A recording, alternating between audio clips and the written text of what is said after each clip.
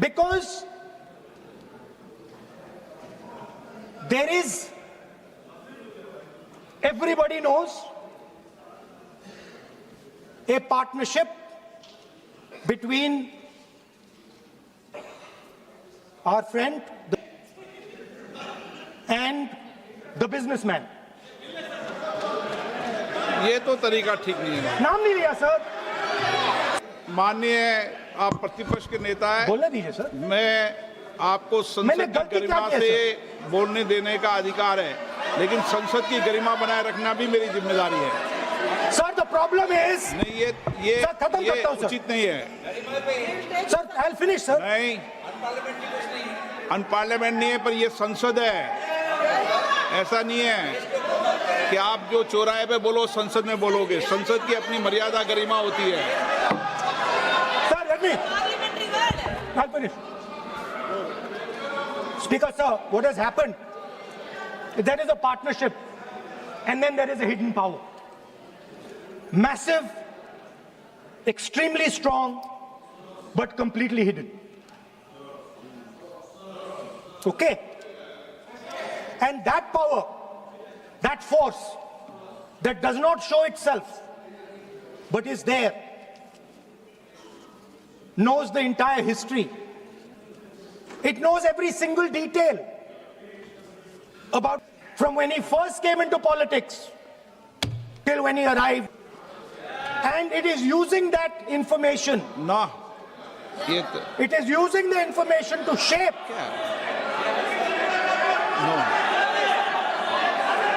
No. देखिए, मैं आपको फिर कह रहा हूँ राहुल गांधी जी, होम मिनिस्टर मैं आपको बताऊं, होम मिनिस्टर साहब भी बोलते हैं, विधेयक पे बोलते हैं, जो भी बोलता है विधेयक पे बोलता है। आप भी बोले हमने किसी को टोका नहीं, प्रियंका जी बोला हमने कोई टोका किसी को, लेकिन सदन की गरिमा मर्यादा बनाने की जिम्मेदारी तो अध्यक्ष की है ना। His action, okay, Speaker sir, I'll वो उधर जाऊंगा नहीं sir. So this action, please understand what has happened here. It is important that everyone understands. The BJP knew, they knew very clearly that this bill actually cannot be passed. They knew it. They're not stupid. They knew every opposition person would oppose it. This bill cannot be passed. This was a panic reaction. This was a panic reaction because the Prime Minister at any cost needed to send two messages. Number one, he needed to change the electoral map of India. And number two, he needed to send a message again that he is pro-women. Why he is doing that, I will leave to your imagination. But I will leave it to your imagination, but the powers that be know exactly why he's doing it.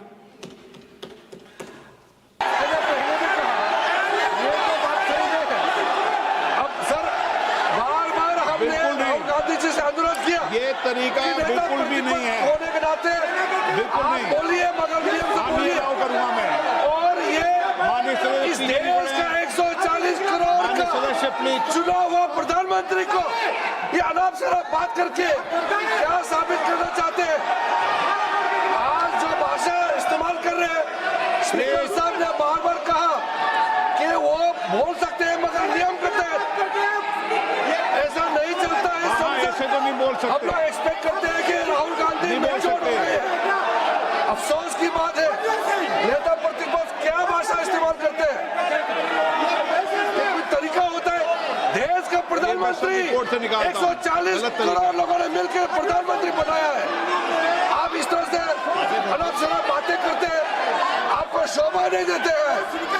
क्या बात करते हैं? नेता प्रतिपक्ष इस तरह का भाषा इस्तेमाल करते हैं। ये कोई तरीका नहीं होता है।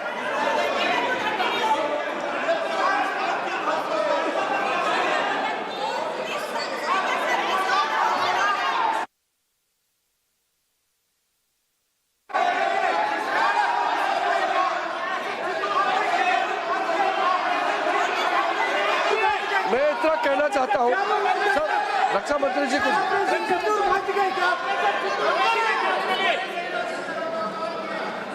अध्यक्ष महोदय, इस देश के प्रधानमंत्री के संबंध में जिस प्रकार के शब्दों का प्रयोग नेता प्रतिपक्ष के द्वारा किया जा रहा है, मैं समझता हूं यह बेहद दुर्भाग्यपूर्ण है और इसकी जितनी भी निंदा की जाए वह कम है।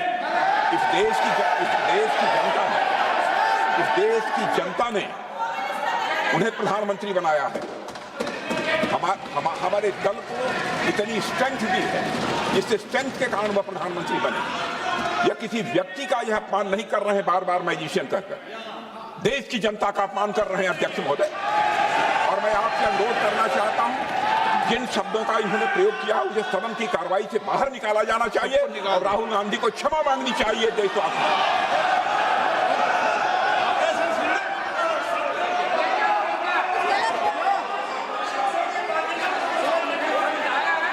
नहीं,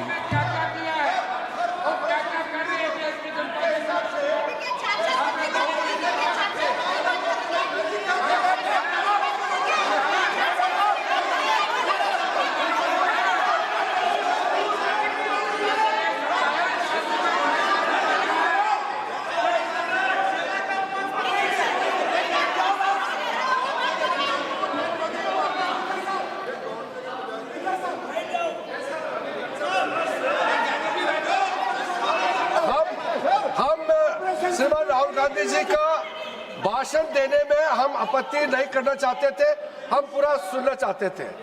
जो राहुल गांधी जी ने जैसे ऑपरेशन सिंदूर को जादू किया है बोलता है, बालाकोट स्ट्राइक हमारे वीर जवानों ने जो कार्रवाई किया उसको मजाक उड़ा रहे हैं। 140 करोड़ भारतीयों ने प्रधानमंत्री बनाया, उसको वो जादू कहते हैं। ये कोई तरीका है?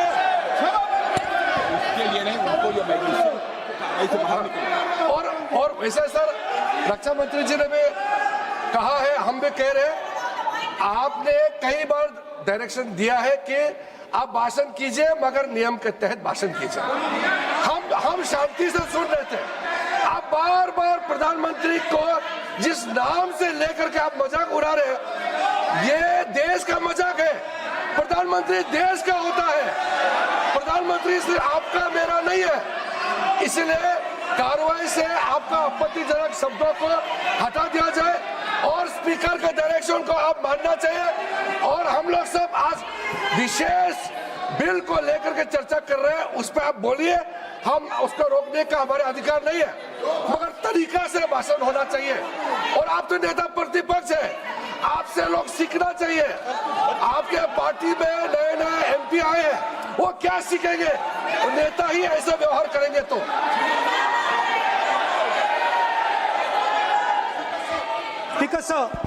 देखिए माननीय राहुल गांधी जी, मेरी इसमें आपत्ति, मैंने ऐसी सब चीजें रिकॉर्ड से निकाल दी है। मेरी इसमें घोर आपत्ति है। मैं सदन के आसन से भी बोल रहा हूं कि आप जो विधेयक है उस विधेयक पर बोले, आप विधेयक पर बोले, विधेयक इधर उधर नहीं बोले।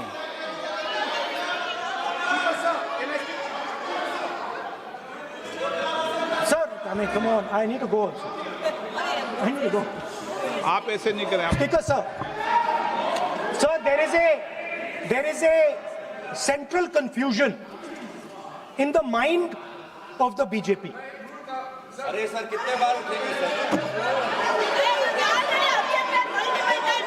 ये सदन का बेनिफिट के लिए सर, ये सदन का बेनिफिट के लिए मैं बता रहा हूँ, ये रूल्स में जो कीवर्ड्स एंड एक्सप्रेशन जो अनपार्लियामेंट्री है, even magician refer to the minister is also unparliamentary.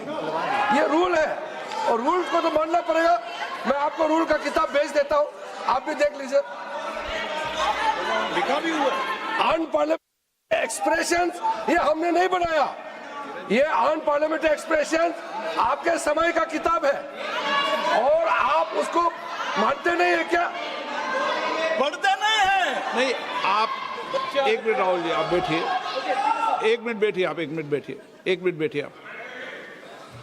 मैं कभी सदन में किसी मान्य विषय को, माननीय सदस्य चाहे किसी भी दल का हो, कभी भी मैंने आपत्ति नहीं करता। लेकिन मेरा सदन के सभी सदस्यों से आग्रह है सब मान्य सदस्य, चाहे एक भी दल का सदस्य, वह भी सम्मान्य है। हमारी भाषा संयमित होनी चाहिए, मर्यादित होनी चाहिए, आचरणपूर्ण होनी चाहिए। Speaker sir, there is a central confusion, and I have to put this right. There is a central fundamental confusion in the minds of the BJP and its leadership. And the confusion is that they think they are the people of India. You are not the people of India. The people of India are something else. They also think that they are the armed forces. You are not the armed forces. The armed forces are something else. You're a political organization. You are not India, and you are not the armed forces of India. We are not attacking the people of India. We are not attacking the armed forces of India. We are attacking you. Do not hide behind the people of India or behind the armed forces. So stop hiding like cowards behind the armed forces and behind the people. Come out and talk to us and have a discussion with us. Now, going back to my speech.